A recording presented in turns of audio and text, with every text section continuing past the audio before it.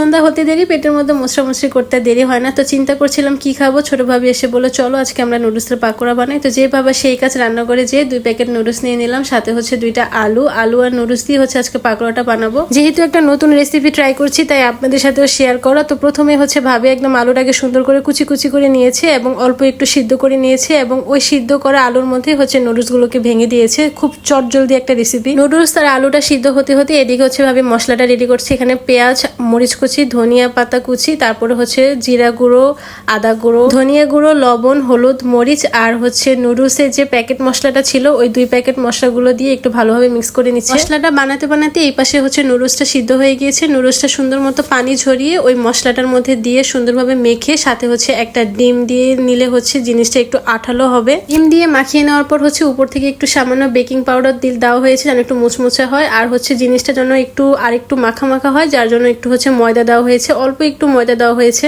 মশলাপাতি যাবতীয় সবকিছু দেওয়া শেষ। সুন্দরভাবে মাখিয়ে কড়াইয়ে হচ্ছে তেল দিয়ে একটু গরম হওয়ার পর আপনারা নর্মালি যেভাবে ভাজা পোড়া ভাজেন সেভাবেই জাস্ট একটু আগুনটা কমিয়ে আমরা সুন্দর মতো সবকিছু একসাথে ভেজে নিচ্ছি। এই ভাজাভাজির কাজটাই সব থেকে বিরক্তকর, একটু লেন্দি প্রসেস, অনেক টাইম লাগে, তার মধ্যে হচ্ছে গরম তো লাগে। যাই হোক, পেটে ক্ষুধা যেহেতু আছে, খেতে তো হবে, কষ্ট তো করা লাগবেই। তো সুন্দরভাবে আমরা একটু টাইম নিয়ে মুচমুচা করে হচ্ছে এই পাকোড়াগুলো ভেজে নিয়েছি। আর কালারটা দেখছেন কত সুন্দর লাগছে কালারটা। নুডলসের পাকোড়াগুলো কিন্তু খেতে অনেক মজা হয়, মানে উপরটা একদম ক্রিস্পি হয়, একদম মুচমুচে হয় আর ভিতরটা তেমনই সফট হয়। এত পরিমাণে ক্ষুধা লেগেছে যে ননদভাবে তাড়াতাড়ি খেতে বসে পড়েছি। আর আজকের রেসিপিটা আপনাদের কেমন লেগেছে অবশ্যই কমেন্টস করে জানাবেন আর অবশ্যই বাসায় হচ্ছে ট্রাই করবেন। আমার এই ভিডিওটা দেখার জন্য সবাইকে অসংখ্য ধন্যবাদ। নতুন একটা রেসিপি নিয়ে আবার চলে আসবো। Thanks for watching. আল্লাহ হাফেজ।